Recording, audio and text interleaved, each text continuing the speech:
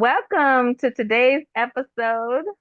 We're diving into an interesting topic, how generative AI differs from traditional AI. With all the buzz around AI, it's crucial to understand the differences. And are you ready to break it down? Absolutely. This is such an important discussion. Let's start with the basics. When we talk about traditional AI, what do we mean? That's a good place to start. Traditional AI is what most people think of when they hear AI, but it's focused on performing specific tasks using algorithms and data-driven models.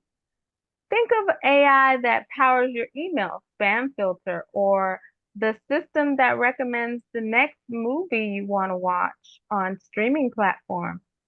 It's task-oriented, rule-based, and it relies on analyzing data to make decisions or predictions. Exactly. It's designed to do one thing and do it well, like recognizing faces in photos or diagnosing diseases based on medical scans. These models are trained to solve a specific problem, and their output is typically limited to what they've been programmed or trained to do. Right. Now, generative AI takes things to a whole new level. The main difference is that generative AI doesn't just analyze or predict, it creates. It generates new content, whether it's text, images, music, or even code. For example, when you use ChatGPT to write an article or Dolly to generate a unique piece of art, that's generative AI at work. That's the key. Generative AI isn't bound by fixed responses or solutions. Instead, it learns from huge data sets and uses that knowledge to produce new creative outputs that didn't exist before. Think of it as the difference between using recipe to bake a cake, traditional AI, and inventing a completely new kind of dessert from scratch, generative AI. That's a great analogy.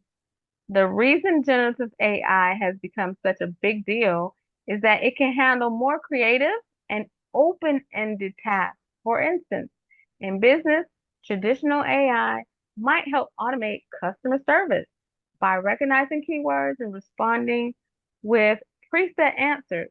But generative AI can craft personalized replies and even simulate conversations that sound natural.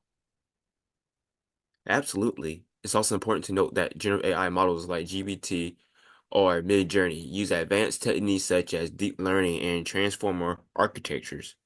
These allow the AI to process language or visual data in context, making its outputs richer and more nuanced compared to traditional AI models, which are usually simpler and more specialized. Let's also touch on one more thing, the limitation. Generative AI is powerful, but it comes with challenges. It requires a lot of data to be effective, and the outputs can sometimes be unpredictable or require human oversight to ensure quality or accuracy. Right. And traditional AI, on the other hand, can be more reliable for specific, repeatable tasks since it's designed to be highly accurate within its set parameters. That said, both forms of AI have their places. Traditional AI excels at structured tasks, while generative AI shines in creative, exploratory, or complex problem-solving scenarios.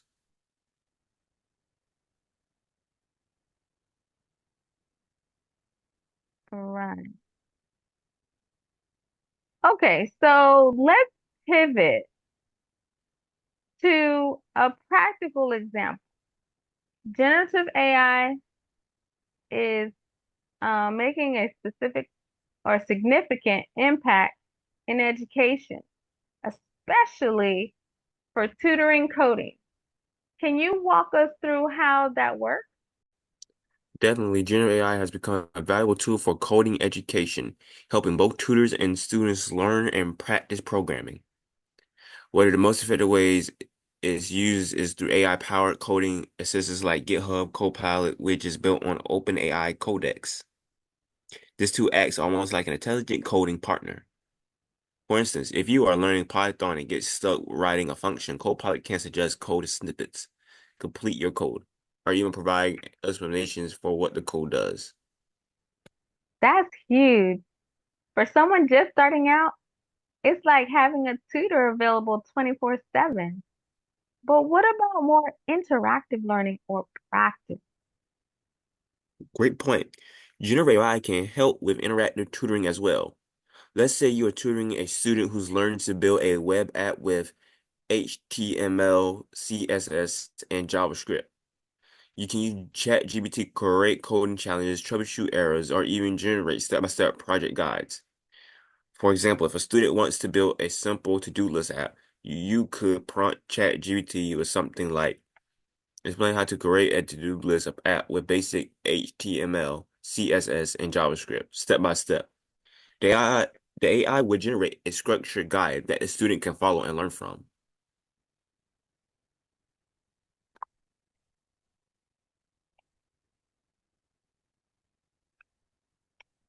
That's super practical. And beyond generating examples, what about personalized feedback or support? That's where generative AI really shines. You can use it to analyze a student's code and give feedback. For instance, if a student submits a function that could be optimized, generative AI could suggest improvements. Say a student wrote a sorting algorithm that works, but it's inefficient. The AI can point out why it's slow and suggest a better approach, like switching from a bubble sort to a merge sort with explanations included. Ah, yes. And what about enhancing lesson plans or creating custom learning materials? Absolutely. Tutors can use AI to create quizzes, practice problems, and coding exercises tailored to a student's learning pace and interests. For example, tools like Jasper AI can generate questions that align with specific coding concepts like loops or functions, ensuring that learning materials stay fresh and challenging. AI can even adapt exercises based on a student's performance, offering easier or more difficult challenges as needed. That's a game changer for tutors, as it's free and it frees up time to focus on deeper teaching and mentoring while the AI handles repetitive tasks like generating content or giving routine feedback. Exactly. And for students, it turns learning into an interactive experience. They can engage in projects, get quick feedback, and practice coding through AI-generated challenges, making the learning process more dynamic and engaging. So, to sum up, generative AI helps in coding education by acting as an assistant, challenge generator, and feedback provider. It's like having a tutor who's always there to support both the student and the instructor. It's clear that AI isn't just for professional coders, it's for learning too. Exactly. That wraps up today's exploration of how generative AI is used in tutoring coding. Thanks for joining us, and we hope this opens up new ideas for educators and learners out there.